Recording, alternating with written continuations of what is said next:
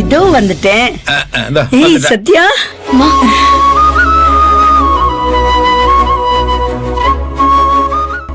சத்யா, நீ எப்ப வந்த?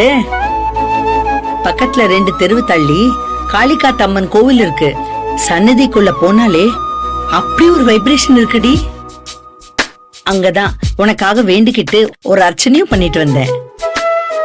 ஆனா நீ கும்பிட்ட அம்மன் பொண்ணுங்களோட தாலி பாக்கியத்தை காப்பாத்தி கொடுக்குறேன்னு சொல்லிடுச்சா?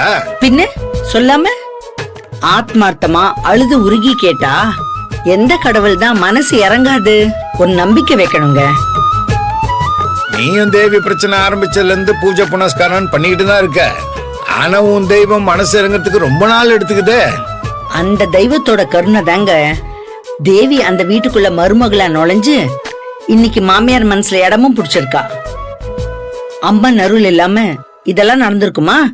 நான் என்ன சொல்ல வரேன்னா, அப்பா போதும்பா. ம், தயவு செஞ்சு 2 பேரும் இந்த டாபிக் நிறுத்துறீங்களா? எனக்கு தலை வலிக்குதுப்பா. சரி சரிம்மா. பாருடி எப்படி பேசுறாருன்னு. என் தெய்வ பக்தி குறை சொல்றதே இவர் வேலை. இந்தா அம்மன் குங்குமம் எடுத்து உன் தாலியில வச்சுக்க.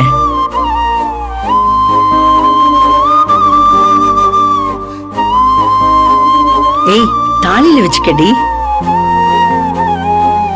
மாப்பிள்ள சந்தேகப்பட ஆரம்பிச்சிட்டாருன்னு நீ சொன்னதுல இருந்து எனக்கு மனசு ஒரே படபடப்பாவே இருக்குடி. அதனால தாண்டி அர்ச்சனை பண்ணிட்டு வந்தேன். முதல்ல குங்குமத்தை எடுத்து உன் தாலியில வை. அம்மன் மேல பாரத்தை போடு, அவ பாத்துப்பா. நீ செஞ்சது பச்சை துரோகம்.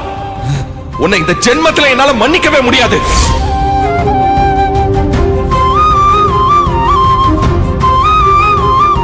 எடு.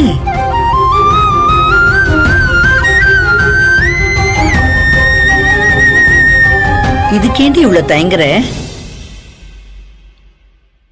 எங்க ம், பாத்ரூம்ல தண்ணி சொட்டுற மாதிரி சத்தம் கேக்குது. குழாய சரியா மூடலையா? ஆமா, எனக்கு கேட்காத சத்தம் உனக்கு மட்டும் எப்படி கேக்குது? என்ன கிண்டல் செய்யறதுக்கு மட்டும் உங்களுக்கு மறக்க மாட்டேங்குது. இந்த வீட்டுல மட்டும் என்ன வேலை வாங்குறது மட்டும் எப்பவும் மறக்காத. எப்ப பார்த்தாலும் மாவு வாங்கிட்டு வா, காய்கறி வாங்கிட்டு வான்னு. ஏண்டி ஒரு மாதிரி அழுத மாதிரியே இருக்க? ஏதாவது பிரச்சனையா? ஒண்ணும் இல்லம்மா. என்ன ஒண்ணும் இல்ல? என்கிட்டயே போய் சொல்றியா? ஒரு அம்மாக்கு தெரியும்டி தான் பொண்ணு மனசுல என்ன நினைக்கிறான்னு. அம்மாக்கு தெரியும். இல்லம்மா, டயர்டா இருக்கேன். ஏண்டி நீ ஆயாசமா தான் இருக்கியா இல்ல அழுதுட்டு இருந்தியா அப்படின்னு ஒரு பொண்ணு முகத்தை பார்த்தே பெத்த அம்மாவால கண்டுபிடிக்க முடியும்டி. இந்த மாதிரி விஷயம்லாம் நீ அம்மா கிட்ட மறைக்கவே முடியாது. சரி பரவாயில்ல, உனக்கு சொல்லணும் தோணும் போது சொல்லு, இல்லன்னா விட்டுடு, பாத்துக்கலாம். ஒன்னு சொல்றேன் சத்யா, நல்லா கேட்டுக்கோ. எதுவா இருந்தாலும் எல்லாமே சரியாகும். சரியாகாம இருக்கிறதுன்றது ஒண்ணுமே கிடையாது. மாற்றம் ஒண்ணுதான் மாறாதது. அது உனக்கே தெரியுமேடி. அது வரைக்கும் கொஞ்சம் பொறுமையா இருக்கணுமா. நீ எதையும் நினைச்சு கவலைப்படாதம்மா, சரியா? அது எல்லாமே கூடிய சீக்கிரம் மாறிடும். புரிஞ்சுதா?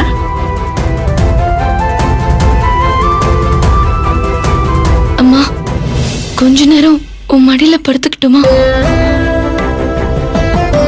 ஏய், என்னடி ஆச்சு? ஒரு பொண்ணுக்கு அவ அம்மா மடியை தவிர இந்த உலகத்துல வேற என்ன ஆறுதல் இருக்க முடியும்? சரி வா.